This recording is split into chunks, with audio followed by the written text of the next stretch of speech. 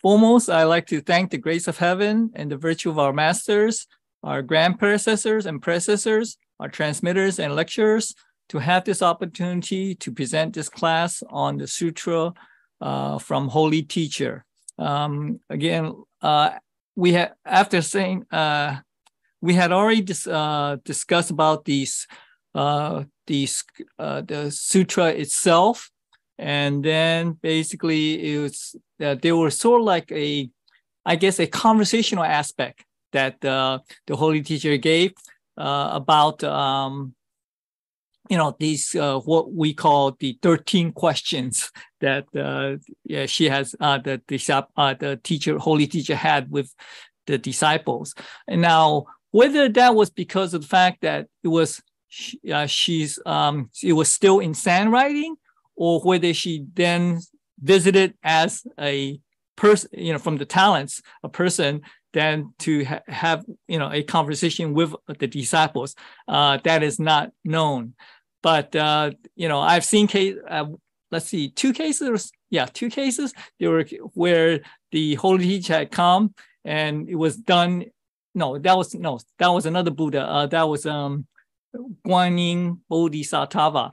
Yeah, she had done a sign writing, and then because of our inability to really read the sign writing well, she then immediately got off.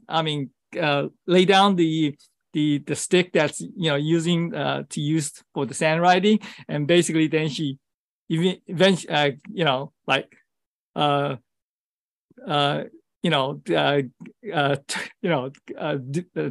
guess borrow the talents person, and basically then she so like became like alive and like a normal person, and that's when she's conversed with us. Okay, and the second case was probably with Holy Teacher, but not sure. But anyway, so these questions that were presented to the disciples from the Holy Teacher was basically just it could be either a conversation like a person having a conversation, or the handwriting. We're not sure about that. So, but anyway, so we should at least start with the second part of this 13 questions. This is beginning of the conversational aspect. I think it's the conversational aspect from the teacher to the disciples. Okay, so first I'll start is basically the Holy Teacher and disciples meeting together is not easy. Okay, disciples must seize this excellent time.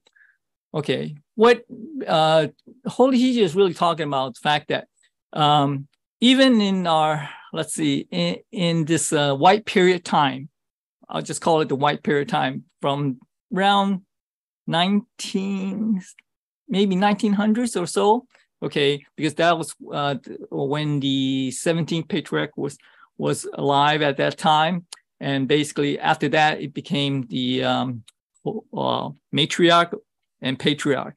Okay, the Holy Teacher is the patriarch, and around this time, it was roughly about 100 years or so ago, let's put it that way. Holy Teacher had also mentioned to us about the fact that in this present time, especially this present time right now, there will be times where we are testing, or heaven has a test, of our wisdom. Okay, and basically that means the fact that whether we can sort of like differentiate between false and true. Okay, and to make it a long story short, it's basically to say that Holy Teacher told us about the fact that there will be like 72 different false prophets, including the 17th patriarch, okay, which is the弥勒祖师, or the弥勒patriarch, and also 36 or 30 something false holy teachers. Okay, so, and the reason why is now coming to that is only because of the fact that there'll be a time where the true teachings or the true continuation, excuse me, or I'll call it continuation of the Tao, it will become more hidden, okay? Meaning the fact that because of many of the things that we, like when we talk about the three treasures, etc., the first treasure is, the first treasure is the transmission point. The second treasure is the password. I'll call it, I guess we call it passwords. Okay. And the third treasure is the way we hold our hand. Eventually, it will become more known by the wider world. Let's put it that way. I'll call it the wider world or the wider public. Okay. And whether some of them will be those that are already received the Tao, and some of those are those who have not received the Tao or do not know about the Tao. Okay. And all these, especially the second and the third treasure, will probably become more known about the wider world. Let's put it that way. So that is why in this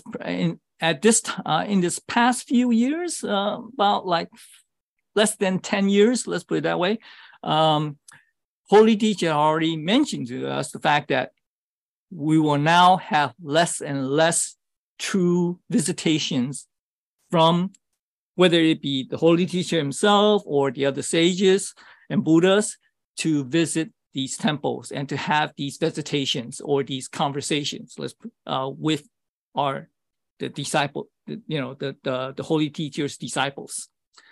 So definitely that when this is, like I said, the true Tao would sort of like become more hidden, then it is very important that we sort of like make the most of the time that we have for the Holy Teacher, as well as any of the Buddhas and saints that do arrive at the temple, to be able to still learn from the Holy Teacher and the Buddhas and disciples and saints. So that is why the Holy Teacher says that, yes, in order for us to meet, it's definitely no longer will become easier. Okay, it's not easy. And also, we should at least seize the time that we have to be able to learn as much as we can from the Holy Teacher, as well as the saints and Buddhas. Okay, that's the second. That's the next, the first line. The first line of text. Second line is basically saying that everyone must introspect oneself, constantly be awakened to not become persistently stubborn and confused. Right, okay.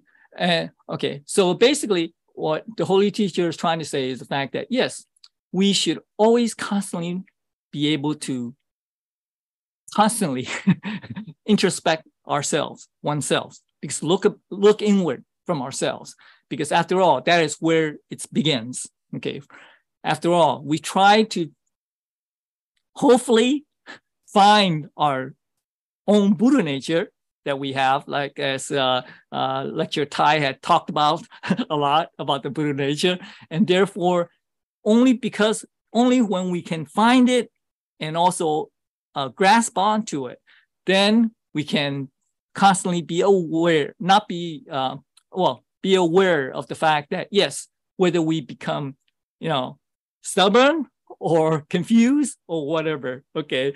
So therefore we must at least try to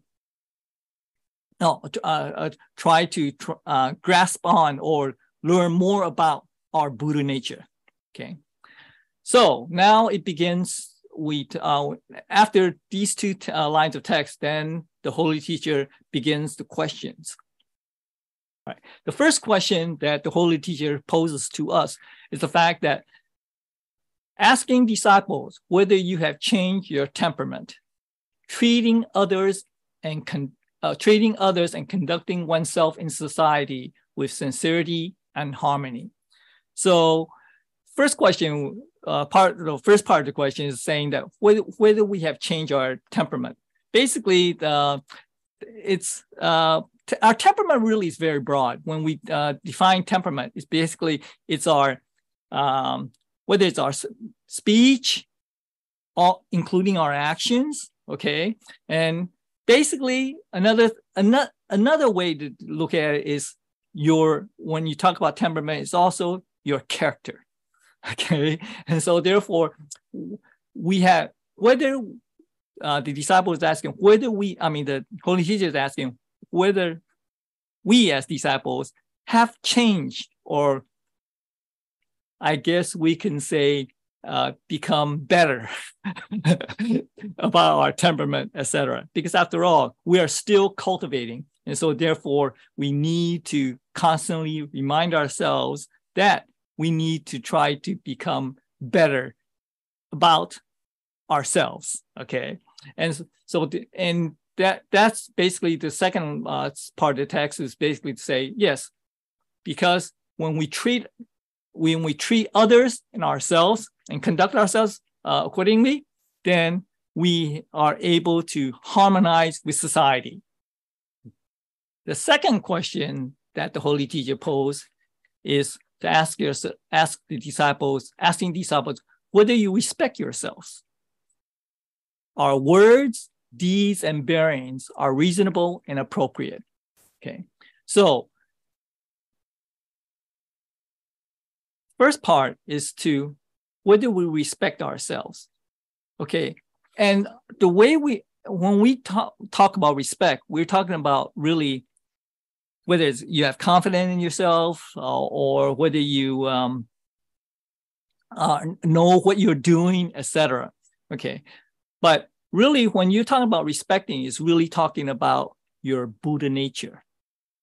Okay, because after all, when the Holy Teacher talks about the Buddha nature, he's talking about all of us and including the Buddhas and saints and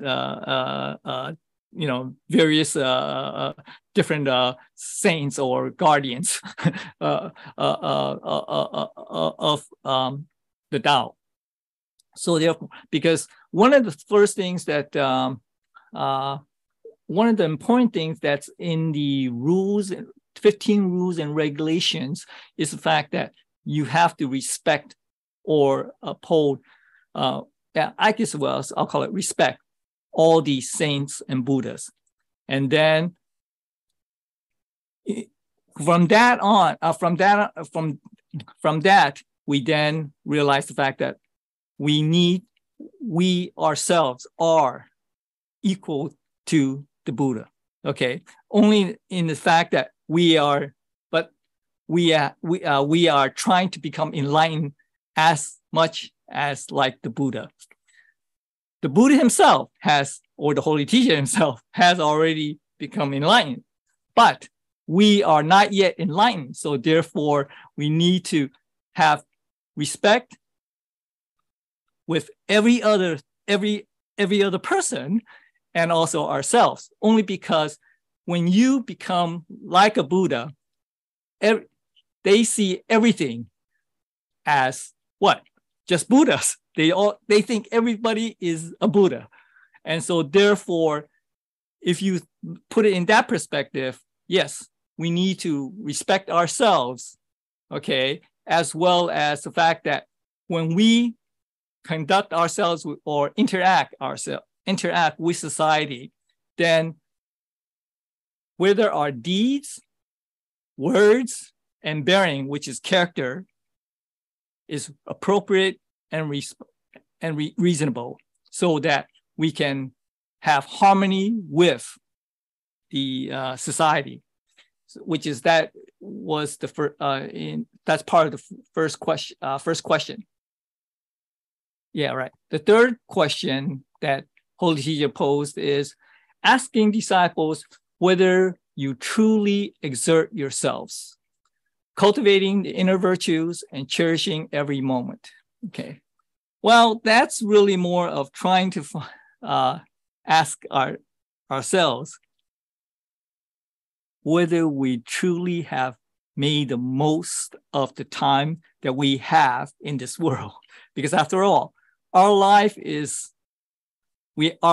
have a certain lifespan, okay? And we don't know when, we'll, I'll call it kick the bucket, or we'll leave. Okay. And so therefore, we must at least have some idea of, the time that we have, okay? And so therefore, you must make the most of the time that you have, whether it's to learn about the Tao, to cultivate yourself, excuse me. And therefore, cultivating your inner virtues and cherishing every instant, because the more you cultivate your inner virtues, and basically the more you learn about the Tao itself, okay, then you can be more happy with the fact that what you have will be only accumulate over time, hopefully over time, to be able to become much more better, and also hopefully to become enlightened. That's the ultimate goal of that. Okay. And then, man, it's slow. Okay. The fourth question that the Holy Teacher posed is, okay. Asking disciples whether you will not covet fame and gain, being honest and upright, unrestraining oneself, emulate the sages or the people of virtue. Okay, so we must give up. Let's see. There's a holy scripture. A holy teacher scripture about relinquishments, and there was like 12 relinquishments that we must know about. Okay. Some of them is from fame and fortune, okay, or gain. Gain is, being wealthy, etc. Okay, and so therefore, the whole idea is the fact that because we are trying to cultivate to become a better person, we tend not to think about fame and gain. But the problem is the fact that there are so many distractions within our daily lives. Okay. Yes, we can be tempted. I mean, a good example, I guess we'll call it, is the fact that, hopefully no one, well, I don't know, not everyone that's cultivating sort of like plays the lottery. Let's put it that way. Okay. I'm just hoping. Okay. So the fact that you have, you have a pot that's what, I think it exceeded 1 billion for the last pot, or some time ago or whatever. Then so many people are so enthusiastic about getting the jackpot. Let's put it that way. And so therefore, you need to at least, because you're cultivating, to at least let that go. Okay, and try to be not be distracted by that fame and fortune. Okay, the fame part is okay. Whether you're you're doing studies and research like in a university or whatever, then you try not to think about the fact that, oh yeah, I need to study hard and etc. So therefore I can hopefully, I don't know, get the Nobel Prize or something for some of the research that you're having. So yes, we need to at least let that go. Let's put it that way to make it easy. Okay, because after all, in order for us to learn about the sages or the people of virtue, okay, we need to what? Be honest, upright, and restraining ourselves. Okay, so that therefore we have some more self-control about what we do and how we conduct ourselves. Okay, and so and our speech even, including with that. Okay, the next question is basically asking disciples whether you bear in mind propriety in speech, which is virtue of the mouth, and absolutely no, do not gossip privately. Okay, well, I won't go too detail in that, only because of the fact that in 3 weeks ago, excuse me, lecturer Jean had presented or give a presentation about what the art of speaking. That was the presentation, and she gave us a lot of examples about how we should speak, use speech to emulate or manifest the Tao. Okay, and so therefore, I won't go do detail into that. The only thing that I want to say is the fact that yes, there's the second part of the question was the fact that we must absolutely do not gossip privately. Okay, and so I mean, people commonly tend to gossip. Okay, so you should definitely try to avoid gossiping privately. Okay, whether it's private or not, doesn't matter. The point is the fact that, yeah, you need to at least try to rid oneself of that, whether something that we call gossip. Okay, and the next question is asking these about whether you no longer find the faults of others. No longer find the faults of others. Okay, yeah, that's a spelling mistake or wording mistake. Okay, looking for the good in others, tolerate different views, whether it's dissent or objections. Okay, this was also explained a little bit about this question that was based on the presentation by speaker Amy near the end of October.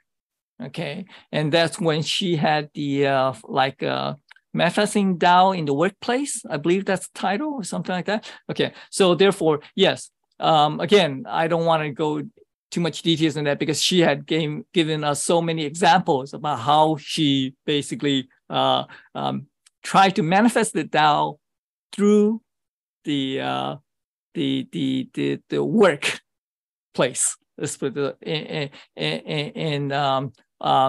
the examples that she gave about the other her colleagues, etc. Okay. Then the next topic, question that Holy Teacher is asking is asking disciples whether your wisdom is unsealed, which means literally the Tai Chi is really literally translated as initiated, started, launched. Okay, and then strictly observing the precepts, which is what we call the rules and regulations of the temple. Okay, words must also match proper conduct, which means literally according to GE. Okay, it's basically righteousness and justice. Well, asking disciples whether our wisdom is unsealed is equivalent to trying what lecturer Kai had mentioned about the Buddha nature class, about trying to manifest your Buddha nature. Okay, so when we talk about Buddha nature, it's a little bit different from talking about wisdom. Okay, Buddha nature is, I'll call it a higher level than just wisdom, because wisdom, after all, is based, according to the dictionary, is basically what your life experiences is, and whatever your life experience was, and whatever you know about, the knowledge that you have, and it's a accumulation of all these things that basically define what is called wisdom. So whether your wisdom is unsealed really is talking about the Buddha nature aspect of that, I'll call it wisdom, true wisdom, okay? And so therefore, when in order for us to have this Buddha nature unsealed, okay, or this wisdom unsealed, I'll also call it that, basically you must also, what? Strictly observe the precepts, because you have to know about the rules and regulations, because after all, the rules and regulations is something that you learn, okay? And also the fact that once you learn these precepts or these rules and regulations, then our words must also match our conduct, because after all, when we are trying to perform tasks that we should do, then when we talk about these, even when we're talking about these tasks, then we should also be able to say this or do the same thing, okay?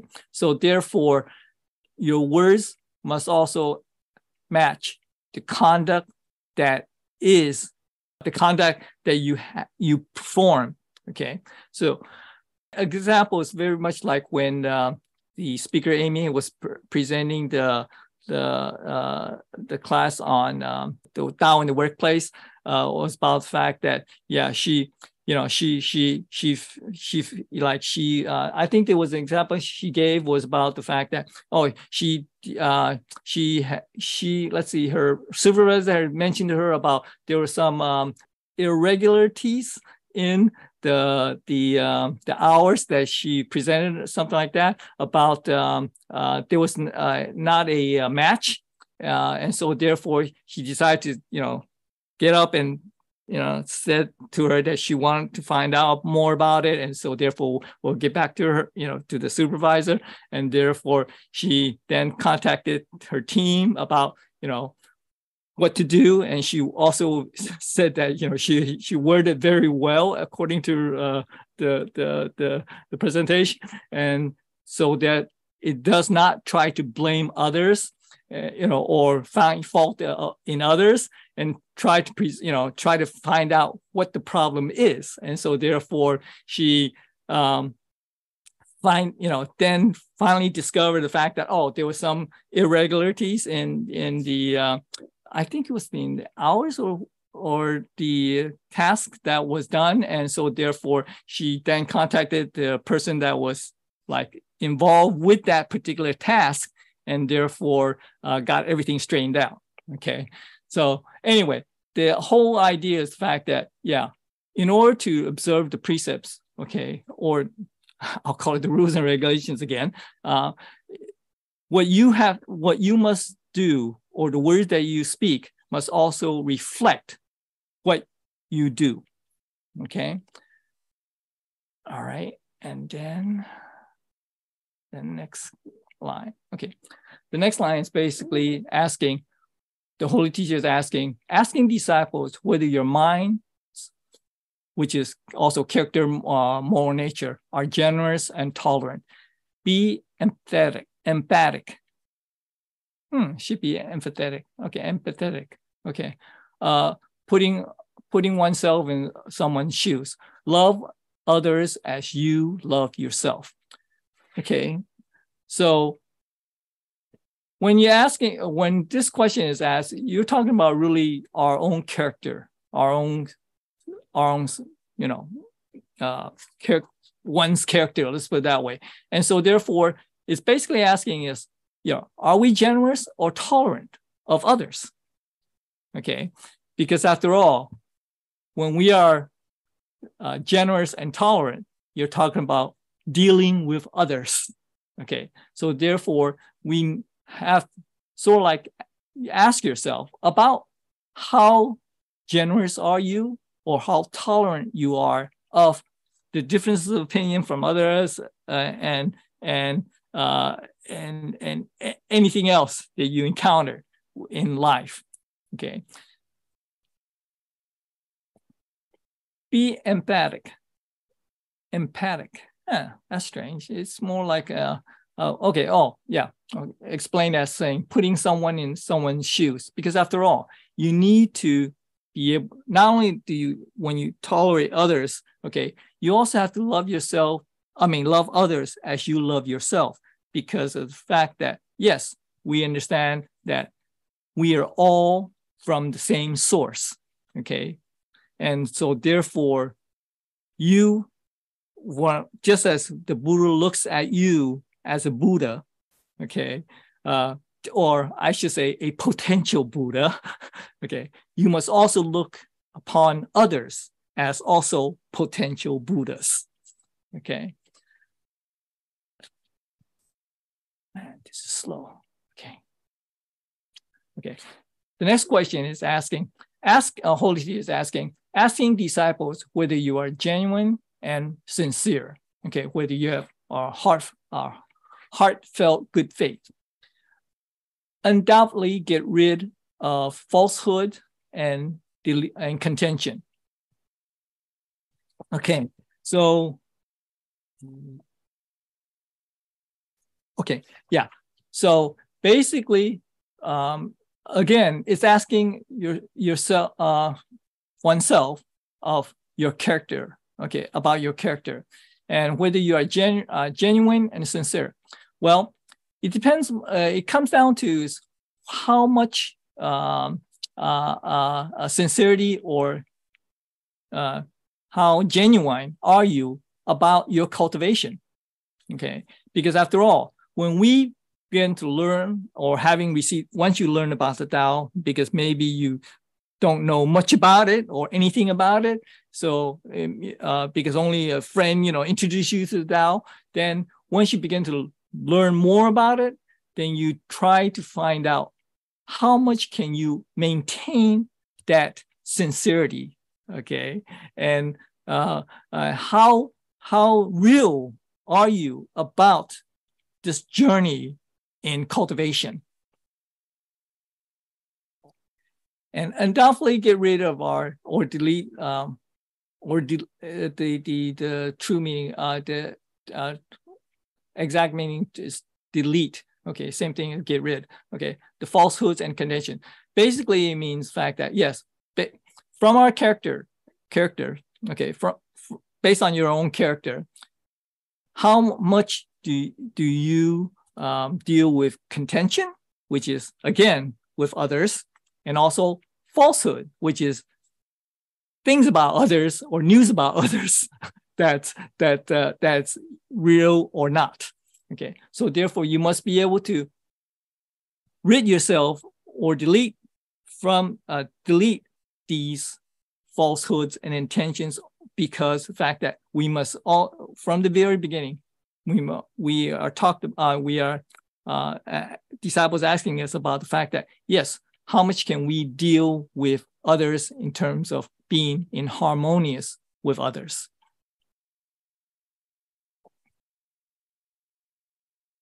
Geez, taking too long.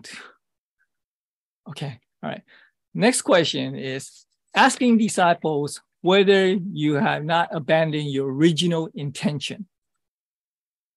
Your original intention. Expressing and manifesting the Bodhi mind, which is the Buddha nature, maintain it and carrying it out to the end.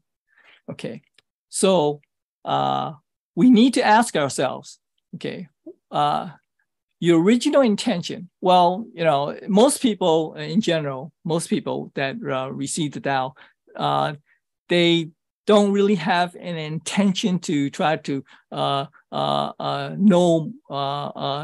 that much about the Tao, only because of the fact that they're trying to only learn about the Tao. Okay, and because after all, when you're introduced to the Tao, yes, many people are not aware of the fact that, oh, you have a Tao, etc., and you have a, you need to cultivate, etc. And so therefore, you have to, I guess you could say, very genuine or sincere, like this. Sincere. This last question about what you want to do, and so therefore, when you're talking about your original intention, it comes down to the fact that when you, the first thing you need to do is learn about the Tao, and then once you learn a little bit more about it, you can then attend a Dharma class, and that gives you a lot more presentations about the meaning of life, the pressures of the Tao, filial piety, many others. And so therefore, you need to then ask yourself about that intent to try to be or get on the path of cultivation or the Tao, and to learn more about it. Okay, and so therefore, you have to ask yourself about how much you want to really spend your time on this journey that you've taken. Because after all, technically, this journey is a lifetime journey. Okay, there's no end. So therefore, there's no exits off the path. Okay, and so you want to be able to really be sincere about the fact that you want to take this path. Okay, and so therefore, when you express and manifest the Bodhi mind, which is your Buddha nature, which you begin to try to find out about as much as you can about this Buddha nature, and also learn from as much as possible to learn about the Tao, then you can maintain it and carry it out to the end, which is the intention of the original intention of getting on a journey to cultivate the Tao. And therefore, because there are no, I guess you could say, easy exits to get on. So therefore, you must carry it on all the way to the end of the journey. And the ultimate end of the journey is to become enlightened like a Buddha. Okay. All right, just very slow. Okay. Okay. Next question is asking, I'm almost at the end. Okay. Asking disciples whether you fulfill your vow proactively, rigorously, will not hesitate or never balk at to act accordingly to the appropriate, accordingly that is appropriate for its sake or to fulfill the vow. Okay. So for people who have 10 Dharma classes, well, actually, technically, it's really not just the Dharma class, but rather the fact that you have already made vows when you were in the Tao receiving ceremony, when the transmission, when you are transmitted the Tao, basically you have already made some vows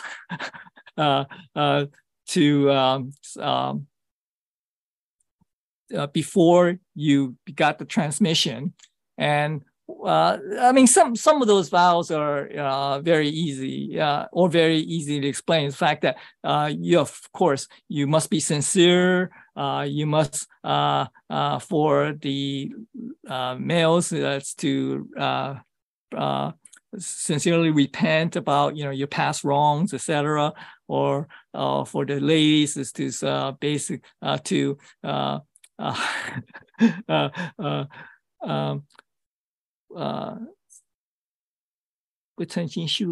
okay, to not cultivate or the in this life about the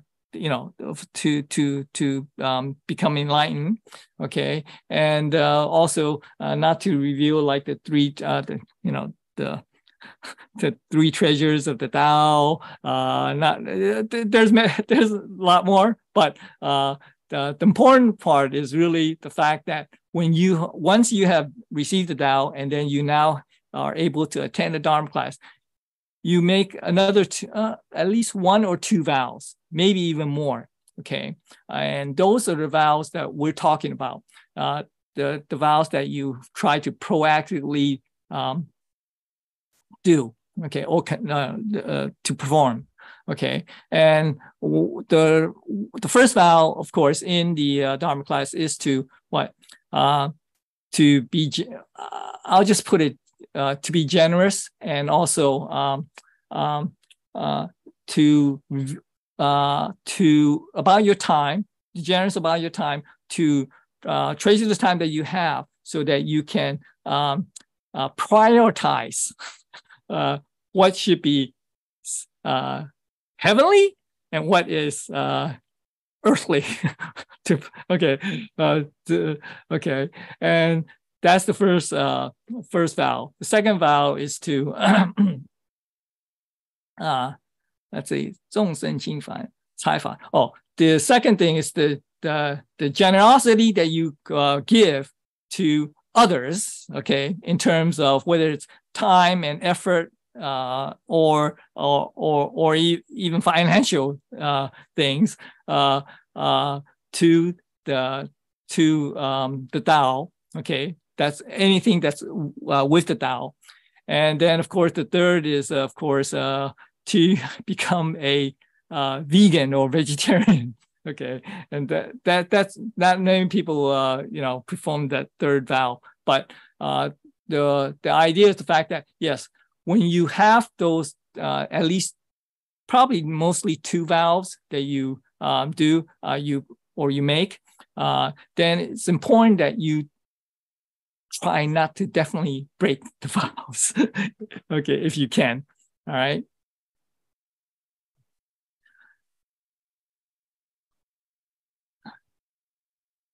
Okay. The next question that the Holy Teacher asks is asking disciples whether you're awakened or understand the principles of Tao. Okay, or literally the truth. Okay, and turn from falsehood, return to the true, never tire of taking delight in the Tao, or another way to say is not tired of leading a virtuous life. Okay, so when the Holy Teacher is asking us about being awakened, it's really talking about more about like the Buddha nature aspect.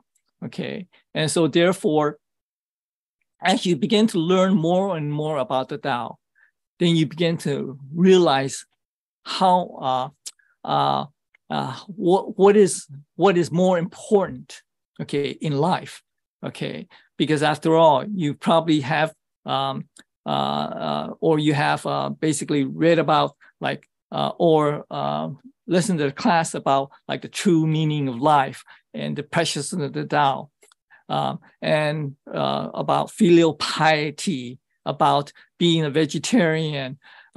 So whatever Holy Teacher is asking is that whether you have been awakened to those truths, those principles of the Tao, and so therefore you, and hopefully you will be able to, I guess you can say, awake from your slumber or your about the fact that yes, you finally can realize the fact that yes, you do have a true meaning in life to help, or as the Bodhisattvas had said, to help others, or to help others so that we can also help others to achieve the same thing that you are trying to attain, the ultimate truth, which is enlightenment. Okay, and then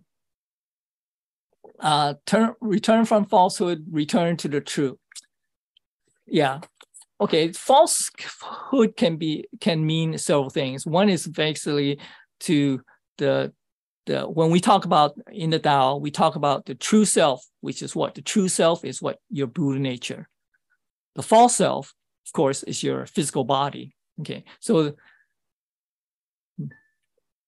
and never tire of talking, never tire of taking delight in the Tao, which is what? Not tiring to leading a virtuous life. Well, in order to do that, basically, once you are on this journey of cultivation, okay, then you have to constantly improve, okay, improve yourself, excuse me, okay?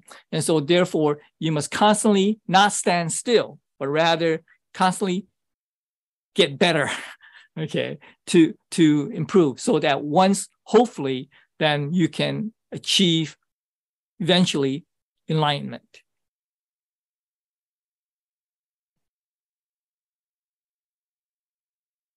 Geez, slow. Okay.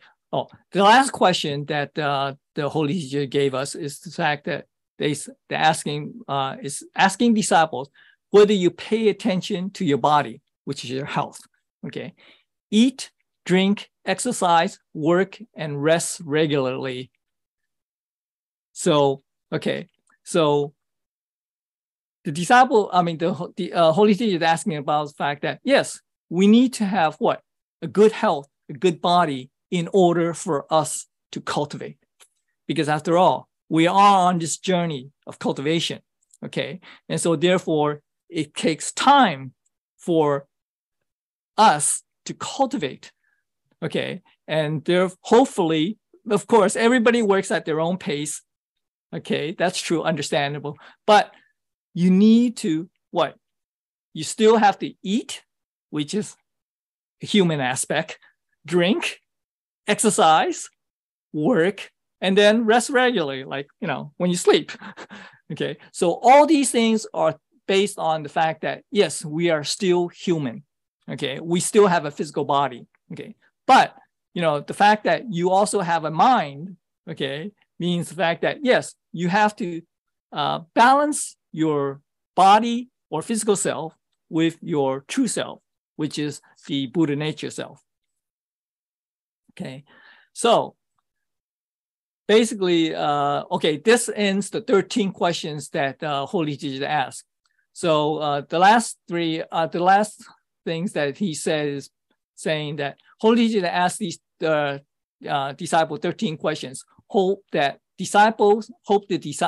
disciples will understand the principles of Tao and carefully abide by them. Okay, so these principles of the Tao is something that we will learn about when we are on this journey of cultivation.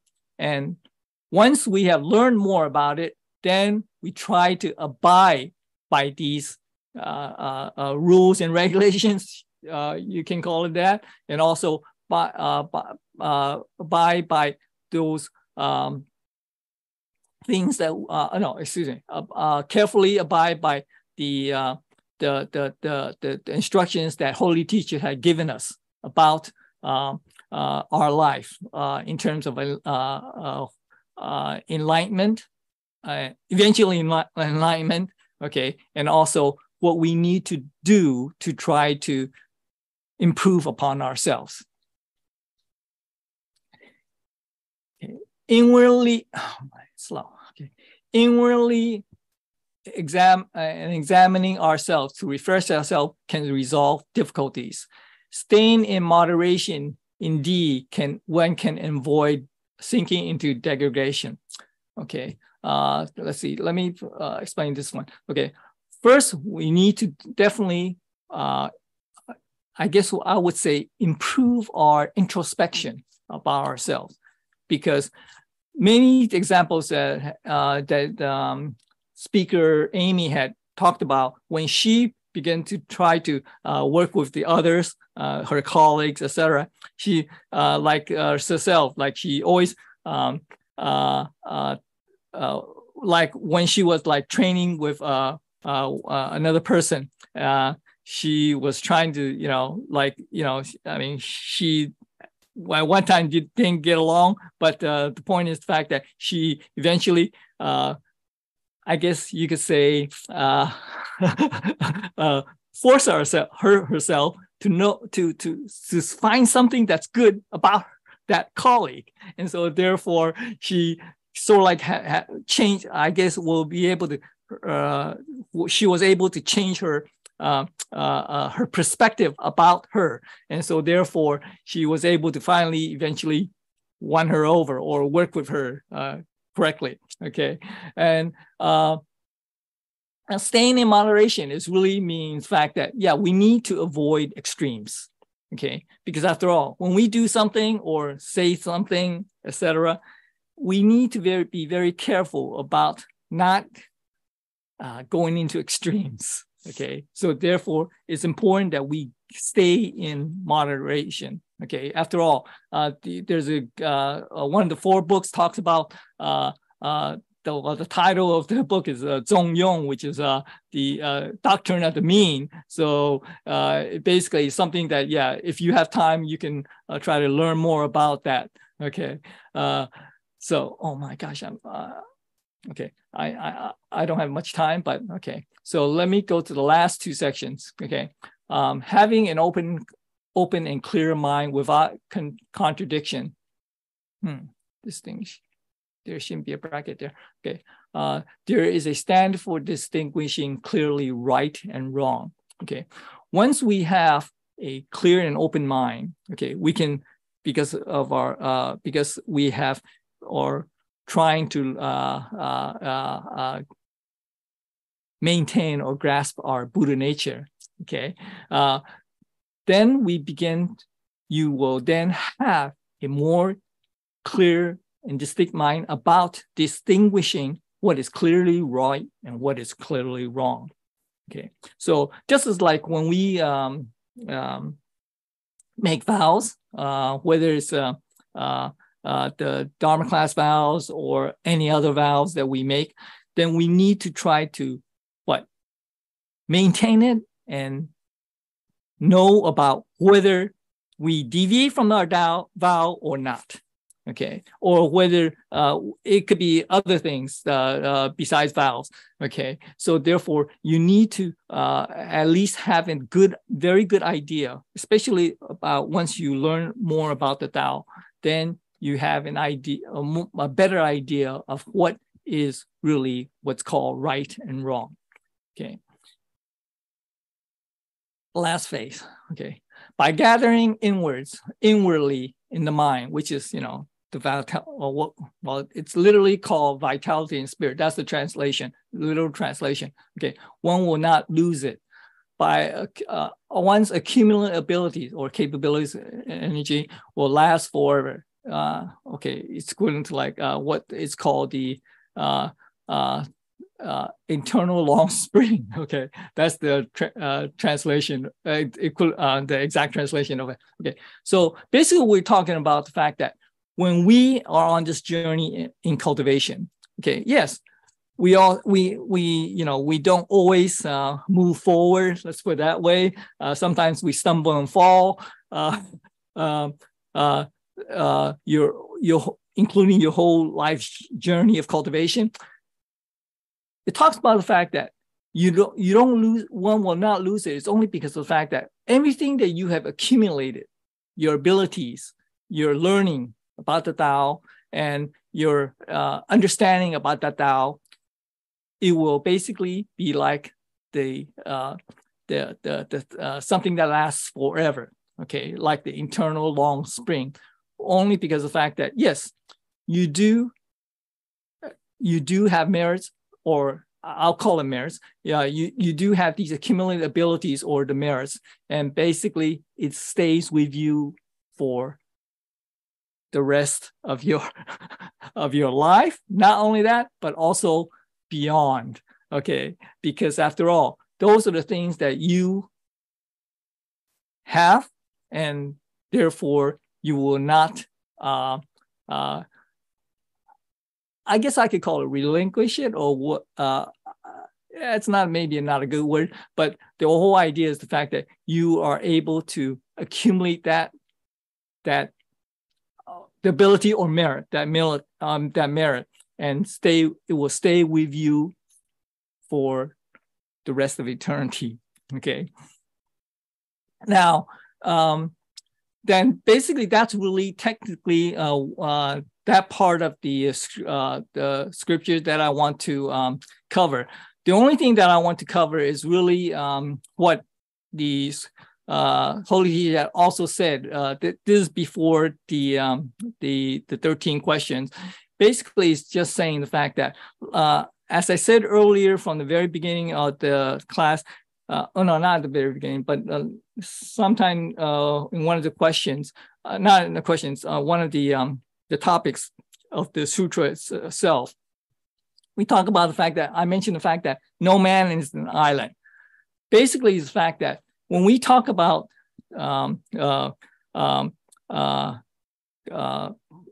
people, okay, we tend the no man is an island is really to mean the fact that we are no longer individuals in the sense of the fact that we tend to want to interact with others. Okay, and so when we do that, basically it means the fact that we have to talk about, you know, the conduct, the speech, the work, the tasks that's performed, etc. Okay, and in order for that, we have to then, once you have others, then it's sort of like a temple. Okay, and so therefore, in order for the Tao, and these lines are probably just trying to say the fact that we need to, once we have others or Tao kin or brothers and sisters of the Tao, then we need to also have a motivation to try to develop the Tao, to try to maintain the presence of the Tao as much as we can. So it's just a few departing words that the Holy Teacher mentioned. The fact that in order for the Tao affairs or matters to be broadly developed, everyone must be motivated. For the Tao spirit to be full, everyone must be one-minded or single-minded. For the Tao community to be warm, everyone must be mutually reciprocal or considerate or respectful of others. For the Tao journey to be smooth, everyone must have wholeheartedness or sincerity. The main thing is the fact that we need to have this sincerity with everything we do in terms of the journey. Okay, because after all, the journey that we're talking about is the Tao journey, which is the Tao or the journey of cultivation. So in order for that, the bottom line is the fact that we need to have this sincerity. So basically that concludes the class. And I just want to let you know about the Amy's presentation in late October, as well as Jean's presentation in the art of speaking. I believe that was it. That was in November. And there are two scriptures that's, I think, translated by Lecture Thai, maybe? Okay, that talk about these things. One is the scripture about saying good things. Okay, that was the one that done by Jean, Lecture Jean. And the second one is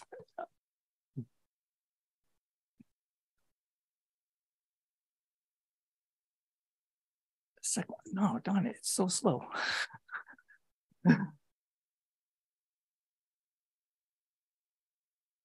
Saying is finding goodness in others. So that basically, those are the topics that Lecturer Jean and Speaker Amy had talked about in those two classes. And basically, those are the two. I mean, I left these scriptures, the translated scriptures from Lecture Thai on this, so that if you want to read it and learn more about it, from the presentations that Speaker Amy and Lecturer Jean had done, that would sort of like give you a very good idea of what she's trying, what they are trying to say. So again, thank you very much for the listening to the class. And if I said anything wrong, then I ask the Buddhists and saints and the transmitters and lecturers to correct anything that I said wrong in this presentation. Thank you again.